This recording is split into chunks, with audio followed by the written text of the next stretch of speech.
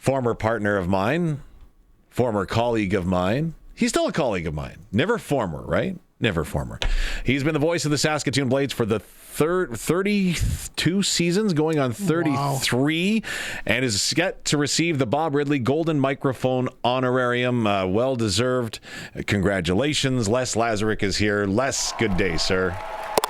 Thank you, David. Nice introduction. I appreciate that. As your colleague, as you said.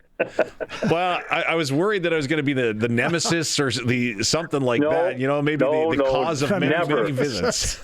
Never. The voice of the Saskatchewan Roughriders gets with this. Not anything derisive at all. No such luck. But Les, when Dave worked with you were in charge, though. You might as well admit it. Oh, you darn tootin' I was in charge. You could boss Dave around. Yes, I could. The stories that Mr. Lazaruk could tell from game number 1 in the Western Hockey League to, oh my gosh. The one weekend where you and I went back and forth between Saskatoon and Calgary to do 3 different games in 2 different sports, that was crazy. But yeah, we could go on and on and on. Absolutely we could. Well, how about we start talking a little bit of hockey? And the big question right now for the Saskatoon Blades is, what's happening at home?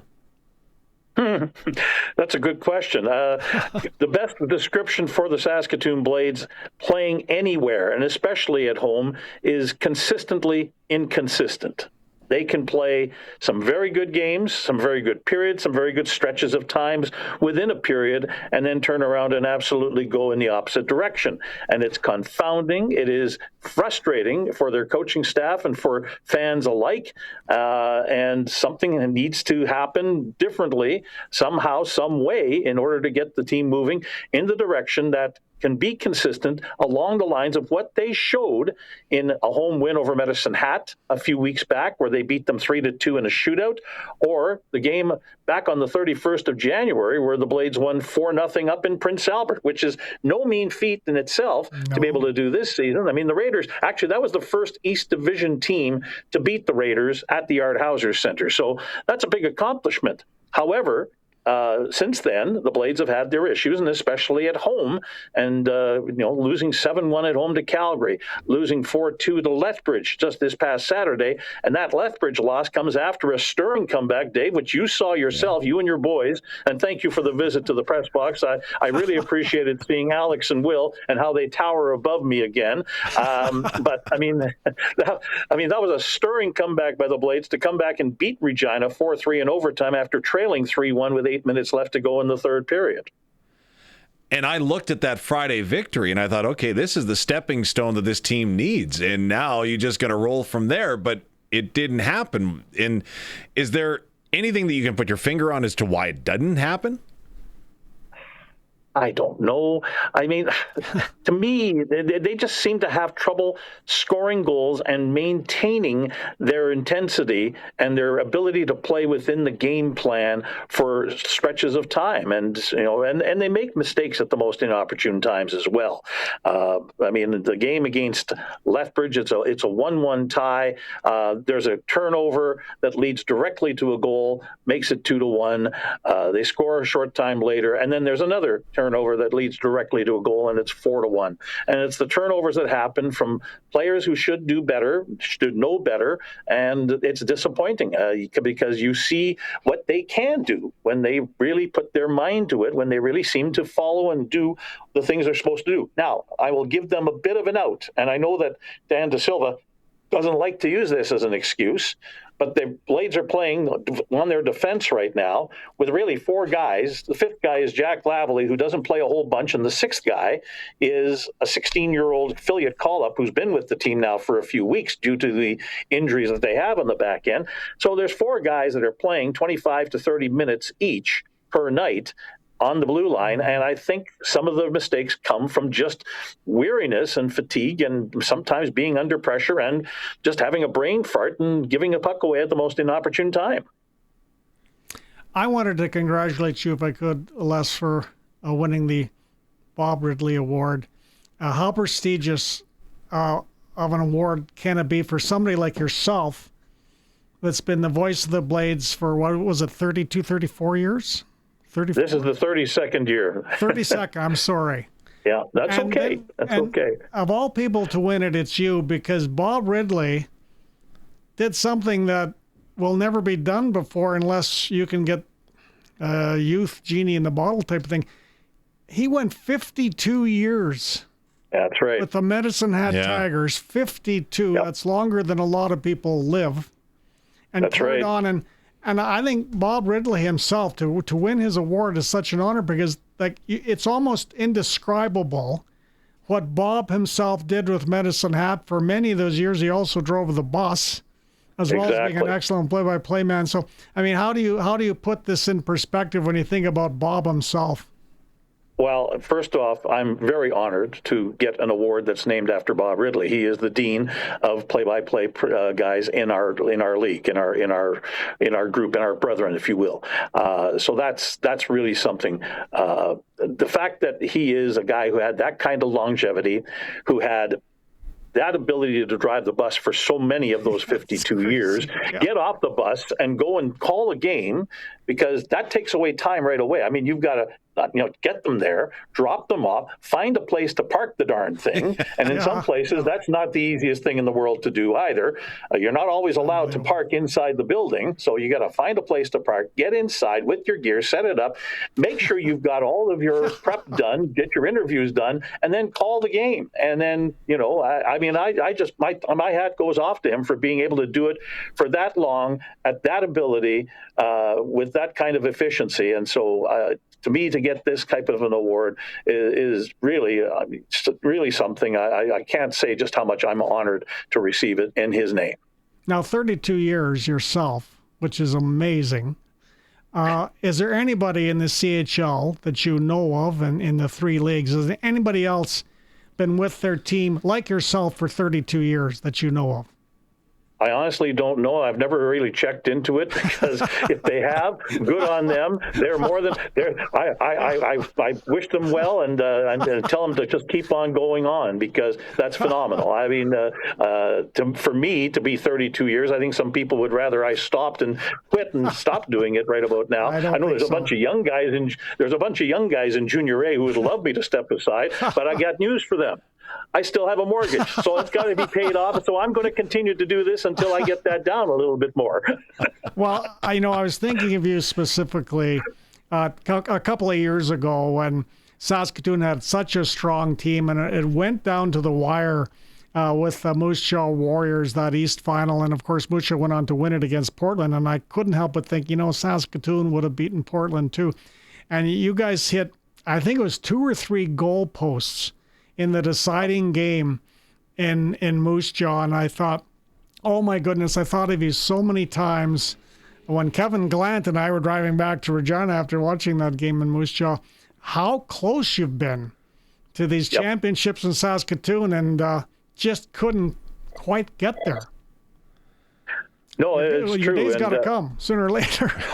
Well, you think, but then what day is going to come first, though? The day I finally step down, or the day that they finally win a championship? I hope it's the latter myself. But having said that, it's not about me if they win the championship. As far as I'm concerned, Don, this is about the team winning, for the ownership group, for the coaching staff, the staff within the office, the players, and for the fan base. Me, I'm just a small, bitty piece of it. I appreciate that people think it's a big deal for me, and it would be. No two ways about that. But I'm just a small part of what this whole machine is about. And so for the Blades to win a championship, it would be something, but I would feel really good for a lot of other people than just myself. It would not be the Les Lazaruk Saskatoon Blades. It would be the Saskatoon Blades for the entire group of people. Les Lazaruk is the voice of the Saskatoon Blades, joining us on the Western Pizza Guest Hotline. It's the pizza that's known worldwide for a reason, loaded with toppings of Western Canadian ingredients and always cooked to perfection. So bring us up to present day. Nicely nestled in a good, firm playoff spot in the Eastern Conference. How important is it for this group to get a home, or at least home ice advantage in the opening round of the playoffs, if not further beyond that? Despite the fact, Dave, that they do have a better road record than home record as it stands right now, do not feel like this would be a thing that, okay, you can finish 5th or 6th and play against a team that's going to have home ice advantage, and you've got the advantage because you're a better road team. No. You want to have home ice advantage. So catching 4th place is paramount for this team. They'll tell you that, and they're not going to give up on that until they're finally told that they can't do it. At the worst, they want to be in 5th place, though, because I think they'd rather play the 4th place team, which right now is the Calgary Hitmen. And yes, I know about the recent 7-1 loss, but I would think that playing Calgary would be a more favorable opponent for the Blades than playing against a Medicine Hat or an Edmonton in the first round, which if they were to finish in 6th place. So their current position being 6th in the conference, yes, it's a playoff spot, but it's not a good spot to be in, considering who your first round opponent would likely be. So you mentioned Prince Albert, Medicine Hat, and Edmonton, 3 strong teams. Is there a dark horse right now in the Eastern Conference? Well, I guess Calgary would be to a degree. They're so young. The lineup they threw out against the Blades last week had an average age for the 20-man roster of 17.6 years old. I mean, they've only got one 19-year-old and 2 20-year-olds in their lineup. So they had 17 players aged 18 or younger in that game against Saskatoon, and yet there they were just putting the boots to the Blades by a score of 7-1. So they've got some really good players. And considering they were a team that made some moves last year to try and win it all last year, acquiring a lot of good players along the line, hats off goes to Gary Davidson, their general manager, for being able to restock the cupboards in a big hurry, restock the roster in a big hurry, and have some really quality people. They've got some Junior A guys. They've got some American kids that have come from wherever and have just really been very good for them this season. So Calgary would probably be the dark horse. Beyond that, the Blades could be a dark horse too,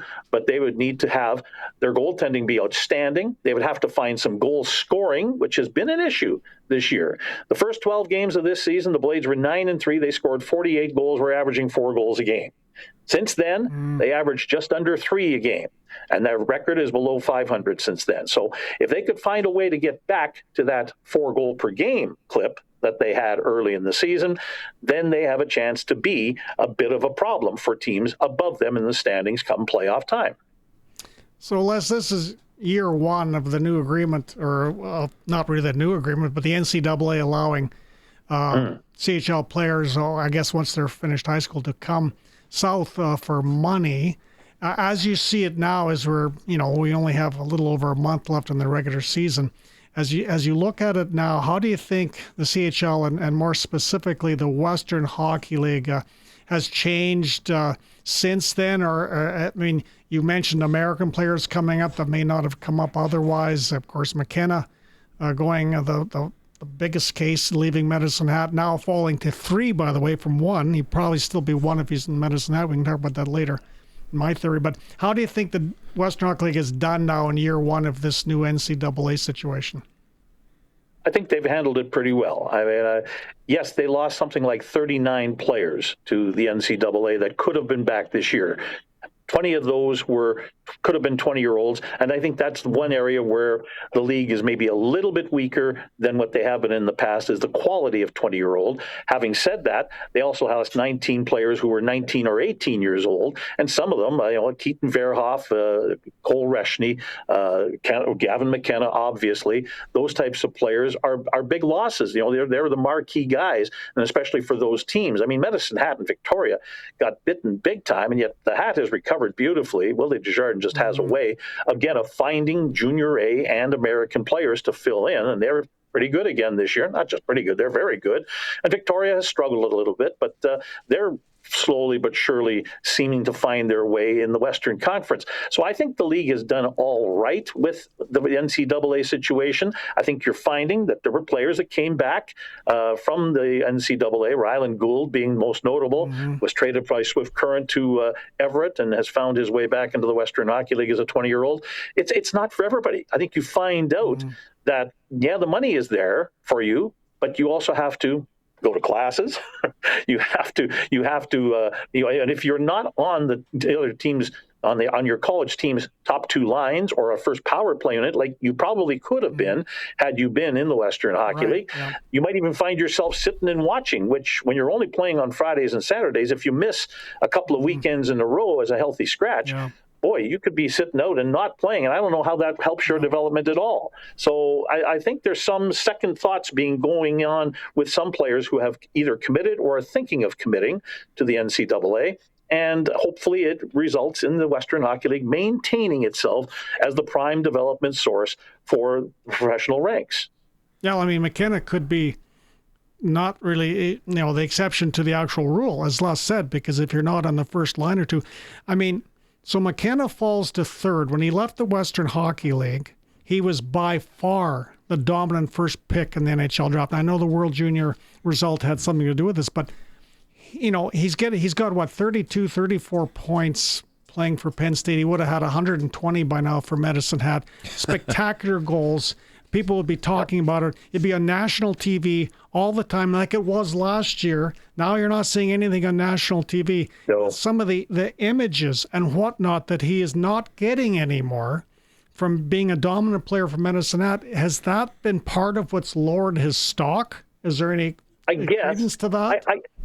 Yeah, Don, I guess there is that. But again, that's central scouting and some of the independent scouting services. I applaud them for doing the work that they do. However, having said that, I still think that he's the guy. I think there are more teams in the National Hockey League that don't publish their lists and what they're thinking and would look at him and say, generational talent, somebody along the line of a Celebrini, of a Bedard, a Connor McDavid. I mean, that's going a little bit far, but I think they really believe that Gavin McKenna certainly is in that Bedard, Celebrini range, somewhere in there with those two guys, and as a result becomes the pick to make first overall, if you happen to get that pick. Yeah, you could say Keaton Verhoff. You could say the Swedish kid, Stenberg. But I mean, I think McKenna is going to still end up being the first overall pick when push comes to shove in late July. Les Lazaruk, the voice of the Saskatoon Blades. I'm so happy that you threw out the first punch when it came to Gavin McKenna. Sorry, I'm just leaving that there. I'll be here all day. Sorry. But, good one. You had me for a second. Thank you. This is Barney's seat, and we all know why now. But before we let you go, you do need to weigh in for us on the Canadian men's Olympic hockey team. The women not doing so well today against the U.S. How do you see the Canadian men's hockey team shaping up? The Canadian men's hockey team is going to win the gold medal. No two ways about it. I mean, wow. I know that they're going to get a challenge, and it's not just from the Americans. Although they'll probably be the team that Canada has to beat to win the gold medal in the final. But don't look past Czechia. Do not look past Sweden. Don't look past Finland. The Slovaks can be capable of wins if you allow them to. You have to play the Canadian style of game that is so effective, and John Cooper will bring it out of them. And that group is far more talented and has far more heart and has far more pride in flag and nation than the rest of them. And I believe that because of that, Canada's men's hockey team will win the gold medal. And I would be starting Jordan Binnington in game one in goal and give him the chance. He's earned it. He's the guy. He won the Four Nations Challenge last year. He's won big games in the past for Hockey Canada. If he doesn't win, if he has another game like he has had several with St. Louis this year, fine. It's only one game. You do not lose the tournament in one game. But if you win that game, you're in pretty good shape. If you lose, okay, you've still got Logan Thompson or Darcy Kemper in reserve, and both of those guys are very capable. So I don't see any problem with starting Binnington and letting him try and see what happens. And I think Canada will do just fine. And like I say, they'll win the gold medal, in my mind, in Milan Cortina. Watch, I'm going to get Les to hang up right now. Ready? Les, I know that Connor McDavid is the favorite of yours, being the captain of the Edmonton Oilers. What do you think of him skating with Macklin Celebrini?